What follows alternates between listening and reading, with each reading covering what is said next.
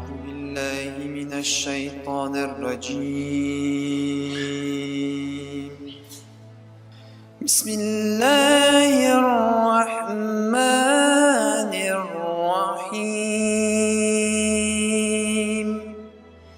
Au nom de Dieu, le clément, le miséricordieux. والتين والزيتون. Par le figuier et par l'olivier. والطور سينين.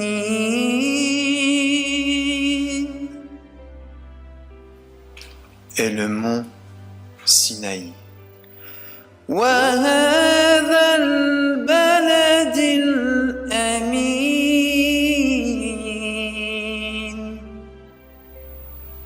Et par cette cité sûre. لقد خلقنا الإنسان في أحسن تقويم. Nous avons certes créé l'homme d'une forme parfaite. صدق الله العلي العظيم. صلوات.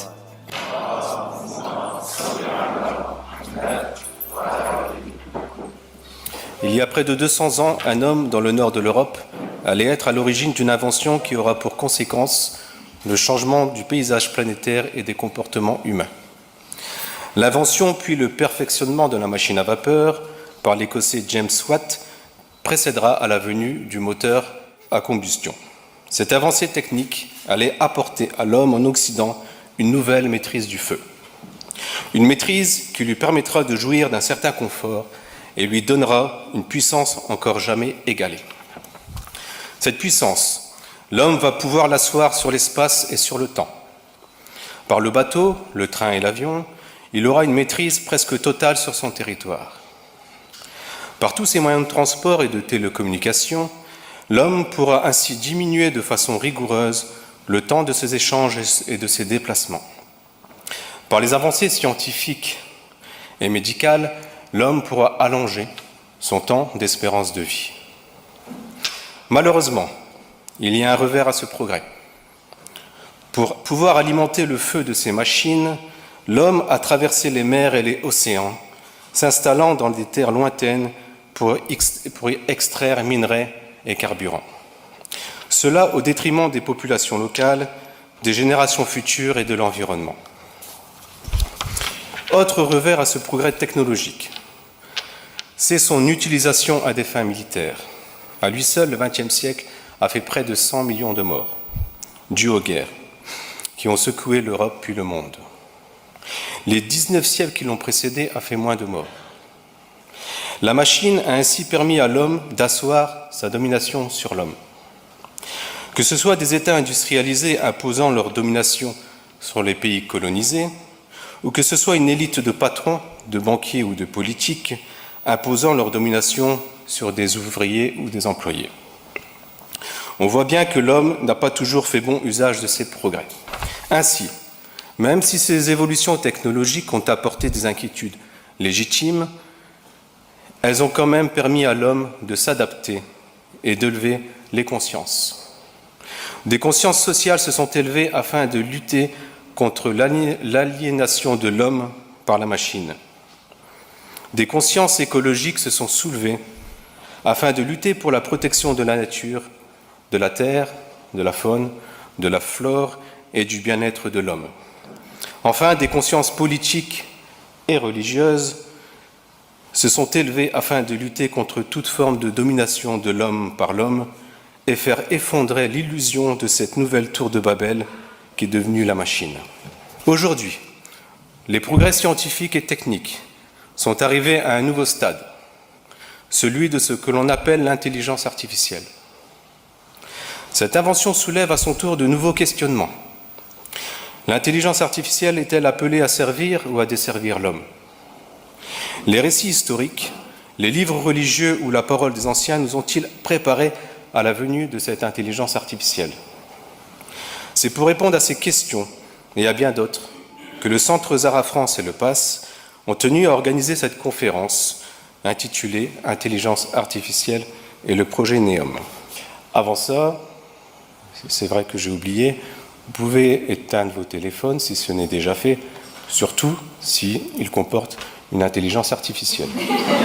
Merci.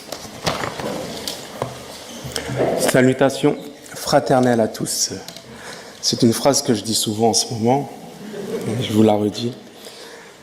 NEOM est perçu par le monde comme une prouesse technologique, voulant amener l'Arabie saoudite dans une ère nouvelle, une cité high-tech, où les toutes dernières innovations et découvertes seront intégrées. Pour cela, le royaume saoudien a fait appel aux plus grands scientifiques de la planète, et les plus brillants cerveaux viennent des 4 coins du monde pour mener à bien ce projet. Ainsi, les entreprises leaders dans leurs domaines respectifs sont mises à contribution, que ce soit dans l'informatique, la robotique ou les biotechnologies, que ce soit dans les secteurs de l'énergie, de l'eau ou de l'alimentation, ou encore dans les domaines des médias ou du divertissement. Tout le monde est mis à contribution. Certains peuvent voir dans le projet NEOM la dernière excentricité d'un prince pour y gâter. Mais ce n'est pas le cas. C'est un projet qui a été mûrement préparé et réfléchi par le sionisme international et le wahhabisme, mis en place au bon endroit et au bon moment. Au bon endroit, comme nous l'avons vu avec Cher Jamel, à Djebel el-Louz, au véritable mont Sinaï, et au bon moment. Au bon moment, car il apparaît à une période cruciale de notre histoire. Il faut savoir qu'aujourd'hui, les sciences et les technologies, notamment dans le domaine du numérique, opèrent une révolution sans précédent. Un bouleversement qui va changer radicalement nos sociétés ainsi que nos modes de vie et de pensée. Pour bien comprendre cette révolution numérique, il nous faut rappeler son histoire, son évolution, ainsi que ses répercussions. L'ordinateur est devenu aujourd'hui un outil indispensable pour nos sociétés modernes. Il a été créé et développé à partir des années 40 et n'a fait qu'évoluer vers ce que nous connaissons aujourd'hui. Les smartphones, les ordinateurs portables, les caméras numériques, les GPS et d'une manière générale, tous les objets connectés. Les scientifiques n'ont eu de cesse de le perfectionner en diminuant au fil des temps ses composantes tout en augmentant sa puissance et sa vitesse. C'est ainsi que nous sommes passés du transistor au processeur puis au microprocesseur. Pour vous donner une petite comparaison, les premiers ordinateurs qui ont été mis en place pour l'armée, ils faisaient 30 mètres de long. Ils mesuraient 2,40 mètres de haut et pesaient 30 tonnes. Et ils n'étaient en rien comparables en termes de puissance au téléphone que vous avez aujourd'hui entre vos mains. Et cette évolution, elle n'est pas prête de s'arrêter. La prochaine étape, qui a déjà commencé depuis maintenant quelques années, c'est l'intelligence artificielle. Les grands groupes multinationaux, mais aussi les États, ne cachent pas leur ambition de la développer à grande échelle en la perfectionnant. Et il y a aujourd'hui une lutte sans merci pour maîtriser cette technologie du futur. Le président russe Vladimir Poutine a d'ailleurs affirmé il y a quelques mois de ça que le pays, je le cite, le pays qui sera leader dans le domaine de l'intelligence artificielle dominera le monde. Mais qu'est-ce que c'est que l'intelligence artificielle ? Il s'agit de la disposition d'un programme informatique à reproduire les capacités du raisonnement humain. Ce sont des algorithmes extrêmement puissants, capables de travailler avec des bases de données gigantesques pour apprendre, puis prendre ensuite les décisions les plus pertinentes possibles. Son travail consiste donc à traiter rapidement toutes sortes d'informations pour aboutir finalement à une machine qui raisonne. L'intelligence artificielle se nourrit principalement des données que nous lui fournissons. Il faut savoir qu'aujourd'hui, nous générons continuellement des données, des informations qui sont numérisées et stockées dans des bases de données colossales que nous appelons le big data ou encore les mégadonnées. Aujourd'hui, les informations que nous produisons ne cessent d'augmenter de manière vertigineuse. Par exemple, les données générées actuellement par une personne en une journée dépassent de très loin celles produites par ses grands-parents durant toute leur vie. Ces bases de données sont devenues si volumineuses qu'il est impossible pour un cerveau humain de les traiter et de les analyser. Il lui faut donc l'aide et l'assistance d'un ordinateur et pour l'optimiser, d'une intelligence artificielle. Je m'explique un peu mieux. Lorsque vous postez une information sur Internet, une photo, une image, une vidéo, un commentaire, un texte, lorsque vous remplissez un dossier administratif à la banque, à la mairie, à l'hôpital ou encore à l'école, lorsque vous faites des achats avec vos cartes de crédit sur Internet ou au supermarché du coin, toutes ces informations, ne pensez pas qu'elles disparaissent ou qu'elles ne sont accessibles que par vous ou les personnes avec qui vous les partagez. Elles sont numérisées, stockées et seront traitées en temps voulu par une intelligence artificielle. Les domaines d'application de l'intelligence artificielle seront donc très vastes et touchera tous les domaines de nos sociétés. Dans le domaine médical, l'intelligence artificielle sera capable de détecter de plus en plus tôt et de mieux en mieux les maladies, mais aussi de créer de nouveaux traitements. Sur le plan militaire, elle développera de nouvelles armes de plus en plus puissantes et autonomes. Dans le domaine de la sécurité et du renseignement, par un traitement automatisé des données extraites des caméras de surveillance, des drones, des satellites, des objets connectés ou encore des réseaux sociaux, elle aura l'œil partout. De nombreux autres domaines touchant la population de près sont aussi concernés. Des secteurs aussi variés que l'éducation, la justice, le marketing, l'assurance, les banques ou encore les usines. Même si pour le moment elle reste grossière, l'intelligence artificielle ne fait que se développer et évoluer et risque d'avoir pour conséquence de plonger notre humanité dans une crise sans précédent. Car grâce à cette technologie, les machines pourront surpasser dans quelques années les êtres humains dans presque toutes les tâches. D'après de nombreuses études scientifiques, l'avènement de l'intelligence artificielle pourrait plonger plus de 50% de la population mondiale au chômage au cours des 30 prochaines années. Cela augmentera de manière drastique la pauvreté et la misère et creusera considérablement le fossé entre les élites et les peuples. De nombreux scientifiques de renom alertent sur les dangers dont l'intelligence artificielle est porteuse. Stephen Hawking, l'astrophysicien qui vient de nous quitter, disait, je le cite, « Je pense que le développement d'une intelligence artificielle complète pourrait mettre fin à la race humaine. » Elon Musk, PDG de Tesla, lui a dit, je le cite, « Je pense que nous devrions être très prudents à propos de l'intelligence artificielle. Si je devais deviner ce que serait notre plus grande menace existentielle, je dirais probablement que c'est ça. Avec l'intelligence artificielle, nous invoquons le démon. » Voilà ce qu'il a dit. L'intelligence artificielle est ainsi une technologie qui reste vraiment un danger pour nous. Mais ce danger n'est rien comparable à celui que représente une intelligence artificielle quantique.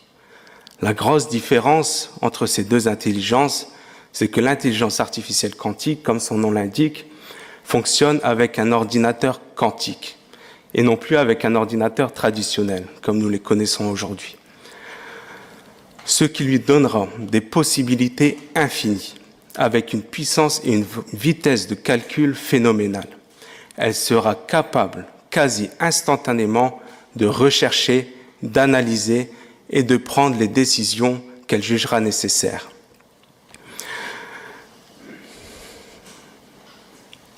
Dépassant de très loin les limites du raisonnement et de la compréhension humaine, elle passera de son rôle d'outil au service de l'homme à celui de véritable maître adulé de tous. Je m'explique.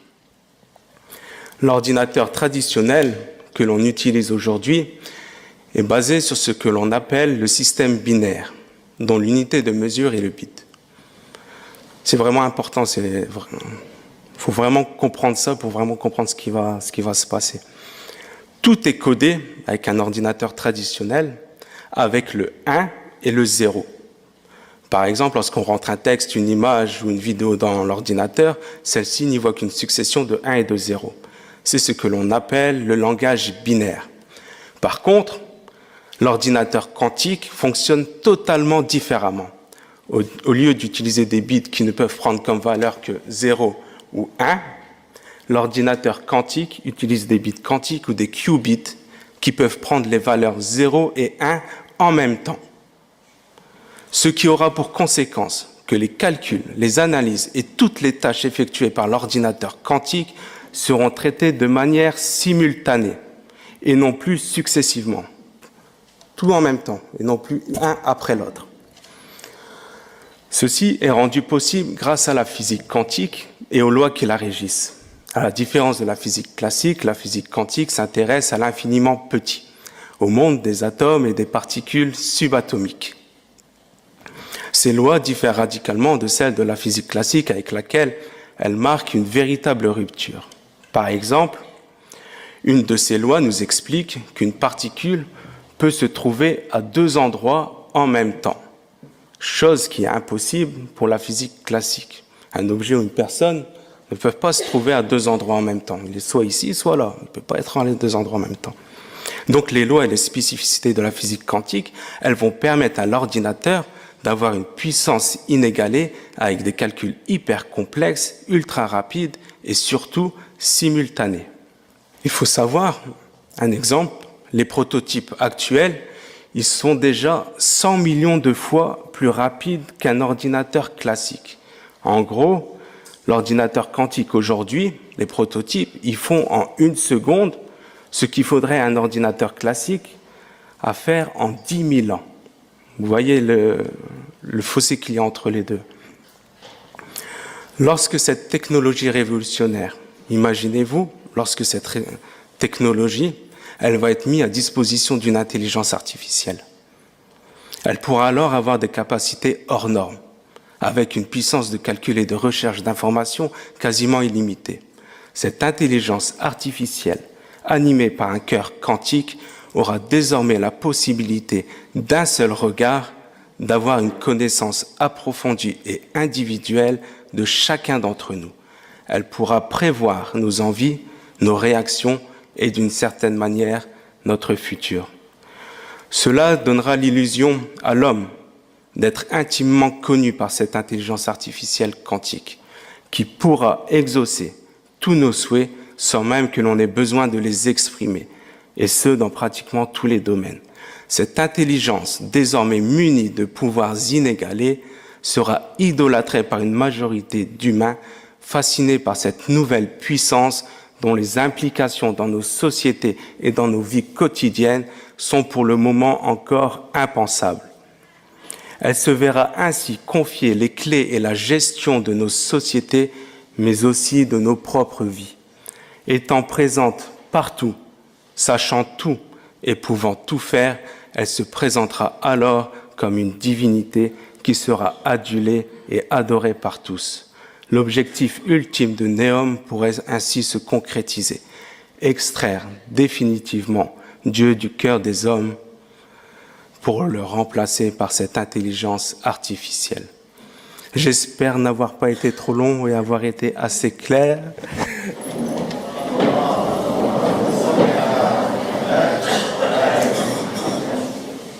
Que la paix soit avec vous. Le sujet-là est un peu bouleversant. les différents aspects qui ont été évoqués. L'aspect religieux, comme il l'a développé notre cher, ou l'aspect scientifique de ce que peut être Néom, et tout ce qu'il y a derrière, c'est-à-dire ce qui n'est pas percevable. Je voudrais avec vous, si Dieu me le permet, pour me rapprocher de lui, Qurban ilallah, essayer de vous montrer à travers une vision ce que c'est que la réalité de Néom. Néom dans le Coran, Néom dans toutes les révélations des prophètes. Néom, qui est le commencement de la création. Vous allez dire, frère Yahya, qu'est-ce que tu veux dire par là? Je voudrais vous dire, pour bien comprendre et saisir, le Coran est une parole de Dieu. Le Coran est en dehors du temps. Qu'est-ce que je veux dire par là? Et quel rapport avec Néom? On peut se situer par rapport à un temps, un commencement, une durée et une fin. Le Coran, il est dans tous les temps, et dans tous les temps, il est le commencement, le temps qu'il parcourt cette révélation, c'est-à-dire le présent. Le Coran est dans le passé. Quand je dis le Coran, je parle de la Torah et l'Évangile. Je parle de tout ce qui a été révélé, qui sont la parole de Dieu. Elles n'ont pas de temps. Elle sort de la dimension du temps. Et le Centre Zahra, on a fait sa priorité, l'étude du temps. Quand la révélation elle s'est faite, comme Cheikh nous l'a dit, différents temps, différentes histoires, différents parcours, différentes révolutions des prophètes et des peuples vers qui ils ont été. Tous ces temps du passé nous ont été révélés, nous pensons qu'ils nous ont été révélés pour le passé. Mais en réalité, toutes ces histoires du passé sont les histoires du présent. Comme Lot, le peuple de Lot, le peuple de Salah, le peuple de Moïse, le peuple de Noé, le peuple, tous les peuples, tous les récits, toutes les histoires dans le passé, qui apparaissent être comme le passé, n'ont été révélées que pour être pour nous, toutes ces histoires se rassemblent aujourd'hui dans le présent.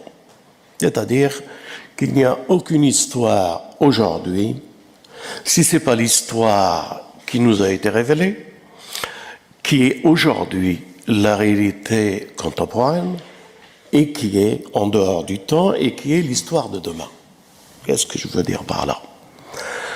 Je veux dire par là que l'histoire du commencement, le Coran est le commencement et la fin. Quel rapport avec Néom? Pourquoi que Néom, elle fait partie de l'histoire de la fin des temps, Ilm Akhir Zaman.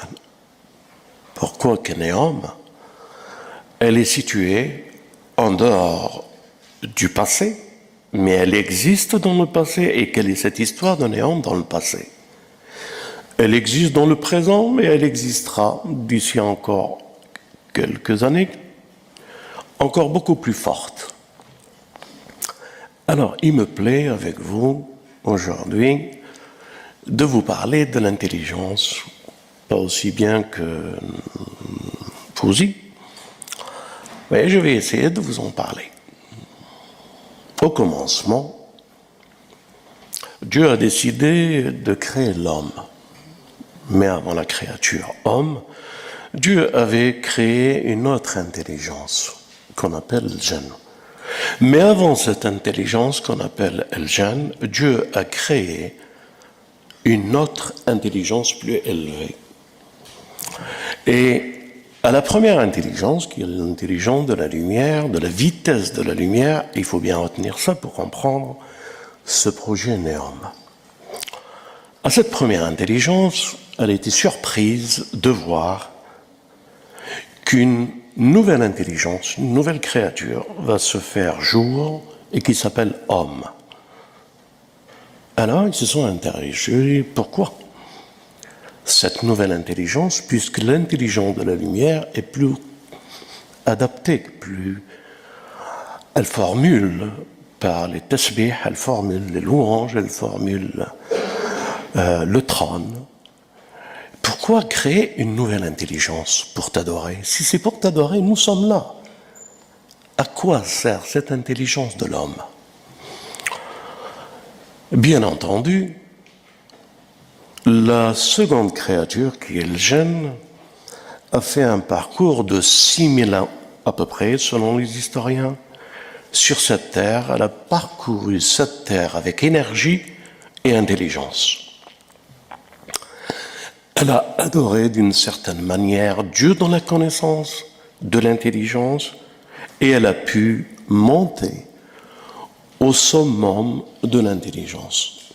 Vous devez bien retenir que le début de la création, le commencement, c'est une histoire d'intelligence et la fin des temps, c'est une histoire d'intelligence.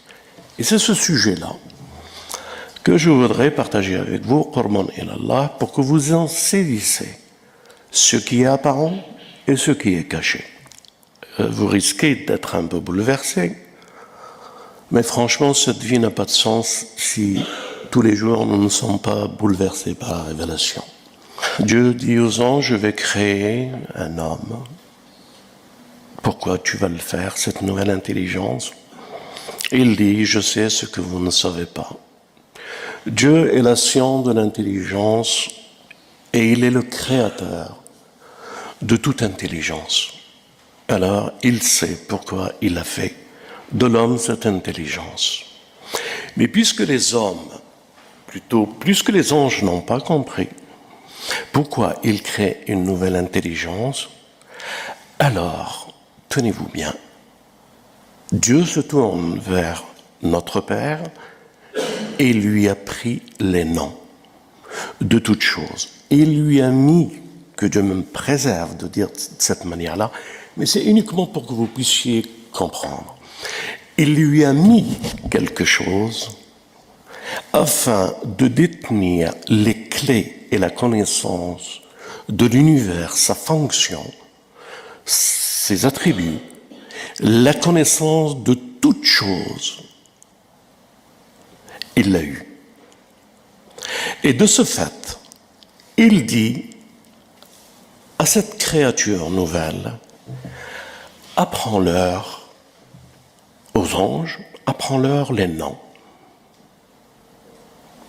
Lorsque les anges ont vu et ont compris, par la curiosité de savoir pourquoi cette intelligence, écoutez bien, et que cette intelligence, puisqu'ils voulaient comprendre quelle est cette intelligence, maintenant cette intelligence avec les noms va dire les noms de chaque ange, sa fonction, sa création, le but de ce qu'il fait et de ce qu'il fera.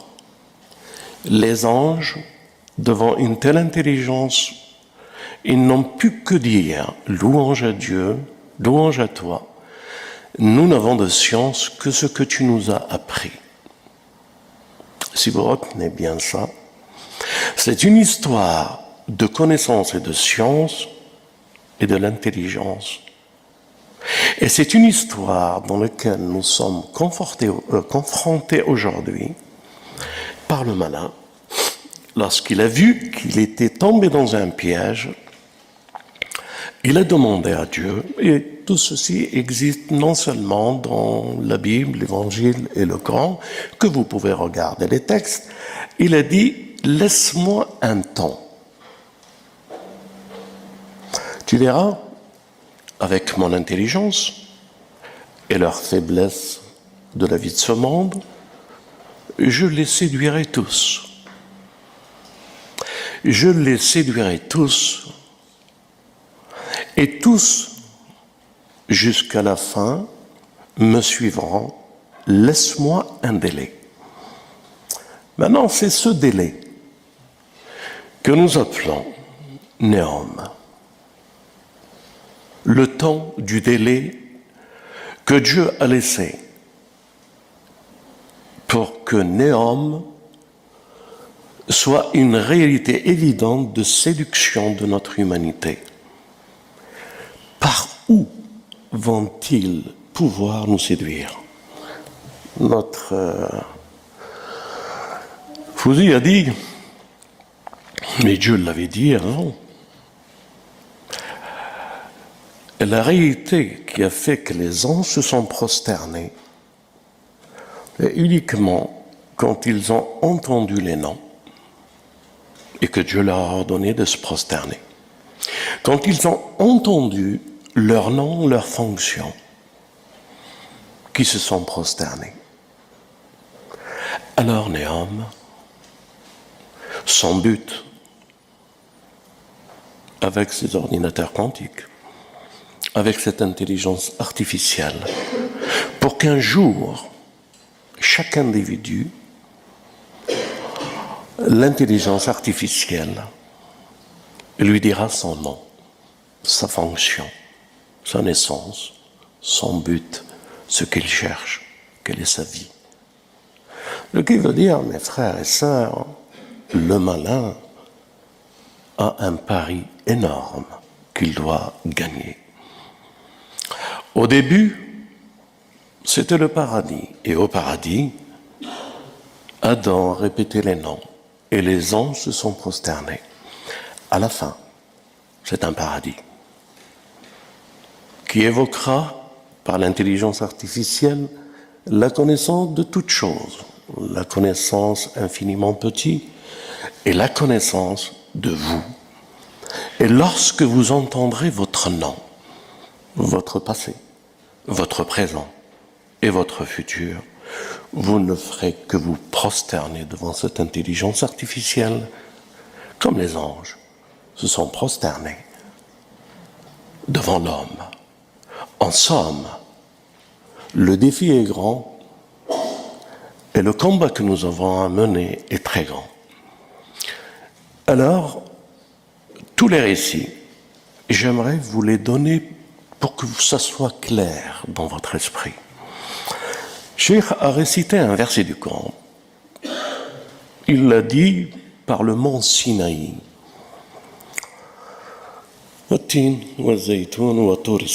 Par le mont Sinaï. Et cette ville bénie, ou cet endroit protégé. Nous avons créé l'homme de la plus parfaite créature. Quel rapport? Quel rapport ce Sinaï avec cette créature? Eh bien, mes frères et sœurs, nous tous, et notre Père avant nous, a été créé de la terre bénie du mont Sinaï. Nous venons,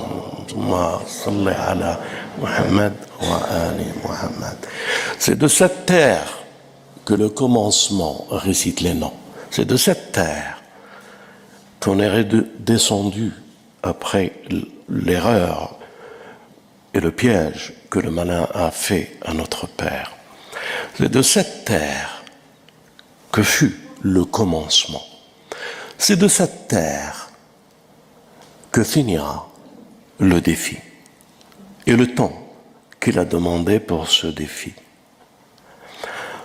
J'aimerais, pour ne pas trop prendre la parole, vous dire, Moïse, ôte tes souliers. Tu es sur une terre sacrée. Moïse, je suis moi Dieu. Ôte tes souliers. Tu es dans une vallée sacrée, Tawa. Qu'est-ce qu'elle a de sacré, cette vallée Tawa? Pourquoi elle est sacrée? Quelle histoire elle a? Je vous ai dit au commencement, mes frères et sœurs, que le commencement c'est la fin. La fin c'est le commencement. À quel intermédiaire notre existence? Où sommes-nous dans le commencement et la fin? Cette terre, lorsque Dieu s'est révélé à lui, elle fut une première fois l'œuvre de Samaritains. Lorsque Moïse était avec son Dieu, durant la quarantaine, le peuple des enfants d'Israël ont rassemblé tout leur or et ils ont construit un veau d'or, Anéom. Et ce veau d'or, Anéom, à cette époque de Moïse, a parlé. Comme le verset le dit, il a murmuré dans sa langue. Un robot qui parle. Dans l'Évangile, le Coran et la Bible. Au mont Sinaï, Anéom, un robot qui parlera. D'abord, les enfants d'Israël, lorsqu'ils ont vu le robot qui parle, ils ont dit, voilà le Dieu de Moïse et le Dieu que nous devons adorer. Ils se sont prosternés tous devant. Voilà où cette histoire du mont Sinaï et que cette histoire de Néom est en train de se faire. Un robot qui parle, qui tiendra un dialogue et qu'il connaît chacun d'entre vous.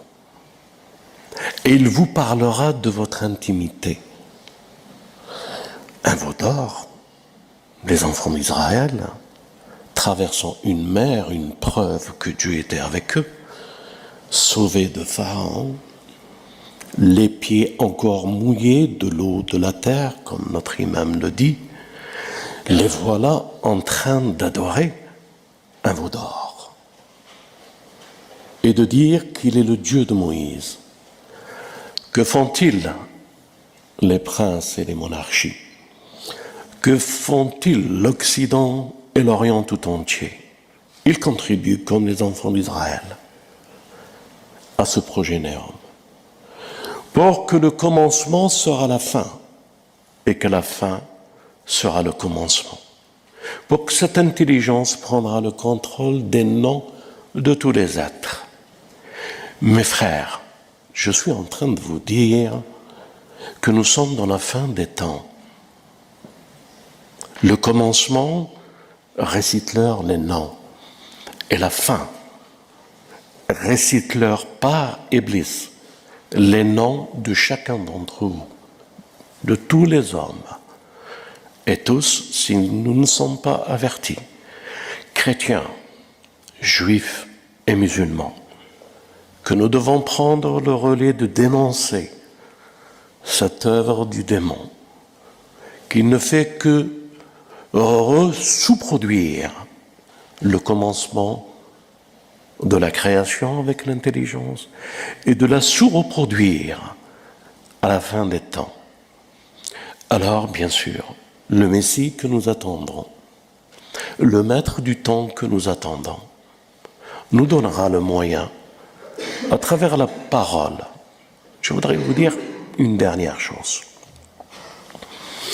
Lorsque Moïse est descendu et qu'il a vu les enfants d'Israël en train d'adorer le veau d'or, il a prononcé à Taurat, il a prononcé la parole de ce qu'il a entendu là-haut. Il l'a prononcé devant le veau d'or. Le veau d'or jusqu'à aujourd'hui, sa trace de l'or sur la montagne existe. Jusqu'à aujourd'hui, quand il a fondu. Il existe une partie. Malheureusement, les Saoudiens, ils ont tout fait, et les sionistes, de faire disparaître tous les vestiges. Mais Dieu merci, des frères chrétiens ont pu s'introduire secrètement et qu'ils ont passé une partie de leur vie en prison. Mais que les films et les photos, ils nous les ont communiqués. Ils ont, par la parole, ce que je voudrais vous dire, c'est la parole qui a fait fondre le veau d'or. C'est la parole que nous savons tous que le Dajjal, l'Antichrist, doit revenir. Pour certains religieux, l'Antichrist est un homme. Pour d'autres, c'est un jeune. Pour d'autres, il est mi-jeune, c'est-à-dire moitié jeune, moitié homme. Mais pour le centre Zahra et pour nous, et nous sommes les premiers à le dire, que ce Dajjal, lorsque le Messie dira « ouvrez les portes », comme le messager nous l'a dit, et que les portes s'ouvrent devant le Dajjal et son armée dehors, à la vue du Messie et ce qu'il aurait prononcé, la parole, le Dajjal fondrait comme l'eau, comme le prophète nous le dit, exactement de la même manière comme il a fondu le veau d'or. Je suis en train de vous dire les enjeux de l'intelligence artificielle et la parole des robots et la manière de robotiser les choses dans le présent n'est qu'une histoire du passé. Et l'histoire du passé sera clôturée, je vous le dis fraternellement, avec Néom. Les enjeux sont là. La conscience, elle est là. Dis-leur les noms, du commencement à la fin, sont là. Maintenant, qu'est-ce que vous pouvez faire? La bête vous connaît. Elle sait ce que vous vous nourrissez. Elle sait ce que vous dites et ce que vous cachez. Elle vous connaît comme si elle vous a fait. Un verset du Coran qu'il parlait à notre bien-aimé et qui disait « Ils te connaissent comme ils connaissent leurs enfants, leur futur, leurs enfants. » Alors qu'est-ce que vous allez faire? Les téléphones, nous sommes obligés de les avoir. Nous sommes obligés de nourrir Néom.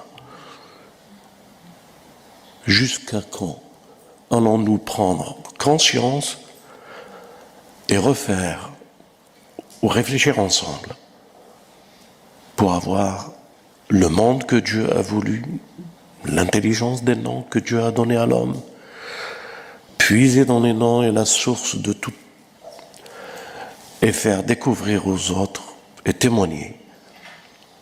Le premier devoir, c'est comme les prophètes. Témoigner de la vérité lorsque nous la détenons, la faire partager et la vivre ensemble. Que Dieu préserve notre humanité tout entière du projet néfaste que le malin a préparé et qu'il a demandé un temps pour le réaliser. Dieu a voulu que nous soyons de ce temps et nous allons voir se réaliser le projet d'Iblis, Néom, et faire parler les robots et faire parler la parole et la connaissance de toutes choses. Voici les enjeux. Que Dieu nous arme, nous assiste, le Son Zahra, le parti antisioniste, l'éveil qu'il donne et tous les frères qui contribuent à ce que nous faisons. Le monde arabe, quand il a entendu parler de Néom et que nous l'avons expliqué, a été bouleversé. Je reviens du monde arabe. Pour vous dire quelque chose avec un petit sourire, je reviens des bombardements que vous avez entendus qui s'est déroulé à Damas. Je reviens du monde arabe, du Liban, et les gens sont bouleversés. Ils ont compris, comme vous venez de le comprendre, la révélation vivante du début, qui est la fin, et la fin, qui est le début. Et ils réfléchissent. Et ils diffusent. Nos vidéos ont fait une percée dans le monde comme vous ne pouvez pas vous imaginer. Alors, je vous demande de les partager, de les diffuser. Nous sommes dans un moment les plus critiques. Ils vont réaliser ce qu'ils ont rêvé, le mondialisme. Le mondialisme, une élite. Une élite, l'intelligence artificielle. La ville qu'ils ont construite, le monde qu'ils vont construire à Néom. C'est la dernière séduction, mes frères. Ils vont vous séduire, comme ils ont séduit notre père Adam. Ils vont nous séduire. Allons-nous tomber dans le piège en tant qu'avertis, personne avertie? Je prie Dieu pour qu'il nous protège tous, chrétiens, juifs et musulmans, qu'il nous unit dans la parole, qu'il nous unit à travers cette parole, afin que nous puissions élever l'étendard de la justice et de la vérité et de vivre, même restreint, le monde de la parole, que le Messie est venu et qu'il est la parole, que notre bien-aimé nous l'a donné, que Moïse a essayé de le donner aux enfants d'Israël, que Salomon a pu le porter, que David a pu le porter. Alors à nous, isolés, dans des terres hostiles et incompris, à nous de leur dire qui nous sommes. Nous ne voulons que le bien de leurs enfants. Nous n'avons aucune arrière-pensée. Nous ne cherchons à coloniser personne. Nous ne voulons que partager. Comme je l'ai déjà dit, partager l'or. L'or de l'esprit, l'or de la parole, l'or de la conscience, l'or de la science. Le partager avec tous. Et nous dénonçons le wahhabisme, nous dénonçons le sionisme et ceux qui nous ont préparés au mont Sinaï. J'espère ne pas avoir été trop long. J'ai beaucoup de choses à vous dire. Je ne sais pas comment vous les dire pour ne pas vous choquer. Alors on va prendre le temps qui n'a pas de temps. Le temps qui est en dehors du temps. Le temps qui est dans tous les temps. Par une seule parole. L'amour. Que la paix soit avec vous. Et d'abord, je suis honoré de vous accueillir. Seul l'amour motive ce centre. Vous avez remarqué, on n'a jamais demandé à qui que ce soit quoi que ce soit. Bien au contraire. On a participé tous, ces frères et sœurs que vous voyez, à des œuvres qui dépassent nos frontières et de pouvoir être la chevalerie du maître du temps. Voilà ce à quoi on appelle les sœurs, d'être des chevaliers. Je ne dis pas des chevalières. Voilà à quoi nous appelons les frères, d'être des chevaliers au service du Messie et du Mahdi. Que la paix soit avec vous, mes frères. Et à la prochaine rencontre, Inch'Allah, si vous le voulez bien. Wassalamu alaikum wa rahmatullah wa barakatuh.